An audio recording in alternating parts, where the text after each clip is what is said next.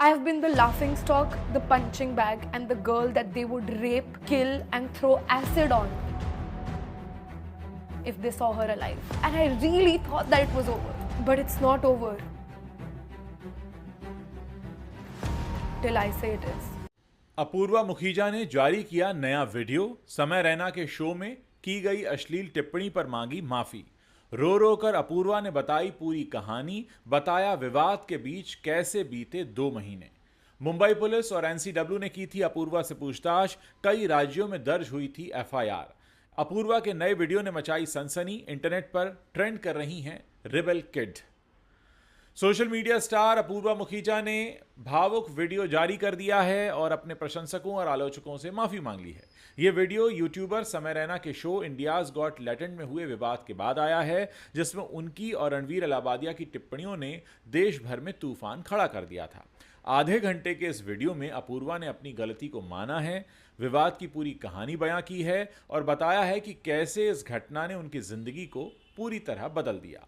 नए वीडियो में अपूर्वा ने कई चौंकाने वाले खुलासे किए हैं। मखीजा ने अपने YouTube चैनल पर बताया है कि शो में क्या हुआ था और उन सभी घटनाओं को याद किया है जब शो को लेकर विवाद हुआ। उसके बाद मखीजा को रेप और एसिड अटैक की धमकियां भी मिलने लगी थी। इसके बारे में भी उन्होंने चैनल पर खुलकर बात की है। अपूर्वा ने वीडियो में शो में की गई टिप्पणियों पर माफी मांगी है। उन्होंने कहा कि उनके जोक्स फनी नहीं थे। आपको बता दें कि अपूर्वा मखीजा उस शो का हिस्सा थी जिसमें रणवीर अलाबादिया ने पेरेंट्स के साथ सेक्स वाली विवादित टिप्पणी की थी। इस विवाद के बाद यूट्यूब से उस शो को हटा दिया गया। इसके अलावा देश के अलग अलग हिस्सों से कई एफआईआर्स इन लोगों के खिलाफ दर्ज की गई। ये सब शुरू हुआ फरवरी 2024 में, जब समय रैना की YouTube show India's got talent का एक एपिसोड सामने आया। इस शो में अपूर्वा मुखीजा और रणवीर अलाबादिया बतौर मेहमान शामिल हुए थे। शो के दौरान दोनों ने कुछ ऐसी टिप्पणियां की जिन्हें दर्शकों ने अश्लील और आपत्तिजनक करार दे दिया। खास तौर पर मां और परिवार को लेकर किए गए मजाक ने सोशल मीडिया पर तो आग ही लगा दी। जहां कुछ लोग इसे कॉमेडी का हिस्सा मान रहे थे, वहीं बड़ी संख्या में दर्शकों ने इसे अभद्र और असंवेदनशील बताया। ट्रोल्स ने अपूर्वा और रणवीर को निशाना बनाना भी शुरू कर दिया और देखते ही देखते ये विवाद राष्ट्रीय स्तर पर चर्चा का विषय बन गया। विवाद बढ़ने के बाद मामला सिर्फ सोशल मीडिया तक ही सीमित नहीं रहा।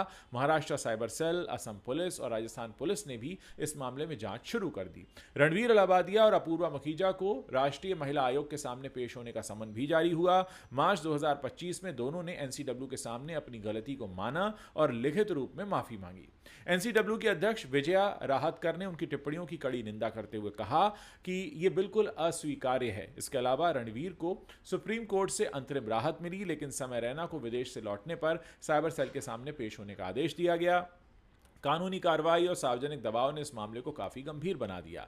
विवाद के बाद सबसे पहले रणवीर अलाबादिया सामने आए। उन्होंने मार्च के अंत में एक वीडियो जारी करके हाथ जोड़कर माफी मांगी और कहा कि मैं अपने फैंस से, जो मुझे बेटा और भाई की तरह मानते हैं, मैं उनसे माफी मांगता हूं।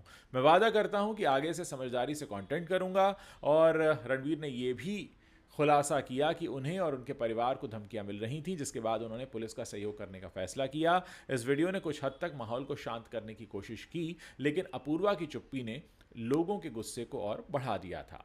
अब 9 अप्रैल को अपूर्वा ने आखिरकार अपनी चुप्पी तोड़ी और एक आधे घंटे का वीडियो पोस्ट किया।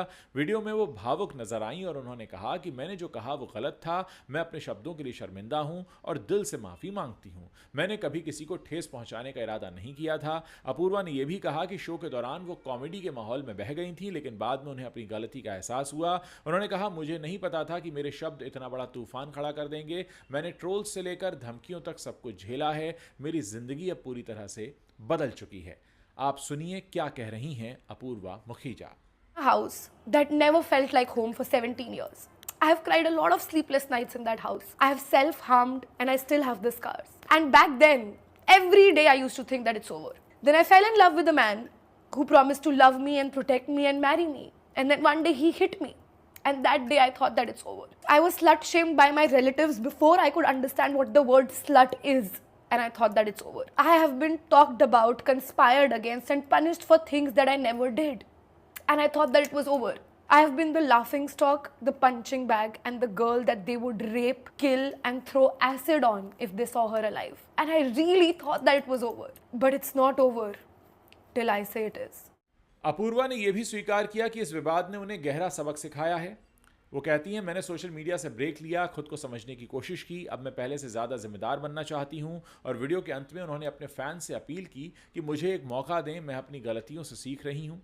अपूर्वा और रणवीर को इस विवाद के बाद काफ़ी ट्रोलिंग का सामना करना पड़ा, जहाँ रणवीर अलाहाबादिया ने बताया कि उनकी माँ के क्लिनिक में लोग मरीज बनकर पहुंचे और उन्हें धमकी देने लगे। वहीं अपूर्वा ने इंस्टाग्राम से सभी को अनफॉलो कर दिया। ट्रोल्स ने उनके पुराने वीडियोस पर भी निशाना साधा, जिससे उनकी ऑनलाइन मौजूदगी पर सवाल उठने लगे।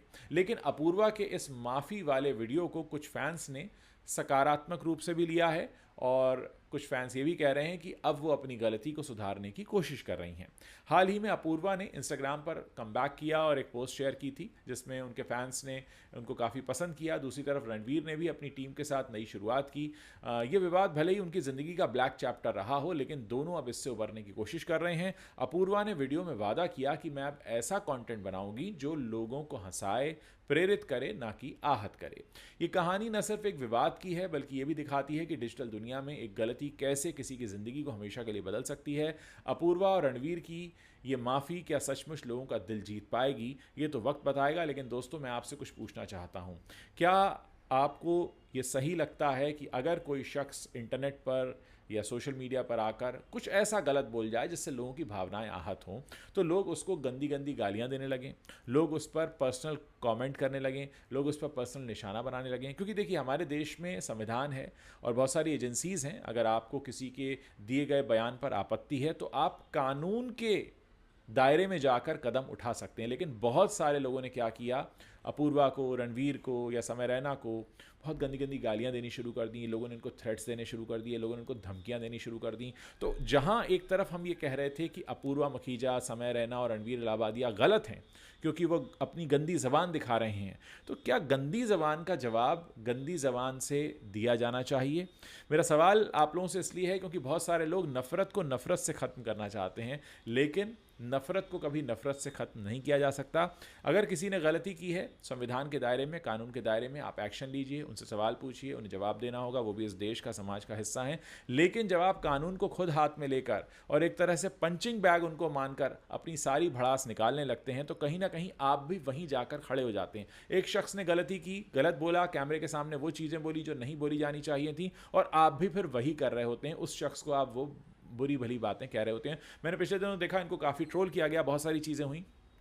दोस्तों, लोगों का आहत होना समझ में आता है, लोगों का इस पर आपत्ति जताना समझ में आता है, लेकिन ये हम कैसे जस्टिफाई करेंगे कि अगर आप अपूर्वा को या समय रैना को या रणवीर अलाहाबादिया को वही गंदी गंदी बातें बोलने लगें, जिन गंदी बातों को सुनकर आपको प्रॉब्लम हुई है, आप वही बातें उनके लिए अगर बोलने लगेंगे, तो आप फिर खुद को कैसे जस्टिफाई करेंगे कि जो आप कर रहे हैं वो सही है? अगर हम सामने वाले की कही गई बात पर प्रश्न उठा रहे हैं, सवाल उठा रहे हैं, ऐसे में हमें खुद को भी तो उतना ही सही साबित करना होगा कि जो काम हम समझते हैं कि ठीक नहीं है, कैमरे के सामने आकर गंदी बातें बोलना, हम वही काम कैसे कर सकते हैं उन लोगों के प्रति। तो बहुत सारे लोग थे जिन्होंने कई तरह की थ्रेट्स और धमकियां दी इन लोगों को, और उसी बारे में अपूर्वा मखीजा ने बात भी की इस वीडियो में। और इसमें ऐसा लगता है कि उन्हें अपनी गलती का एहसास हो गया है, कहीं ना कहीं वो ये समझ गई हैं कि उनसे जो हुआ वो माफ़ी के काबिल नहीं था, लेकिन अब आगे वो इससे सीख लेकर आगे बढ़ना चाहती हैं। तो मुझे लगता है कि लोगों को एक मौका ज़रूर देना चाहिए। साथ ही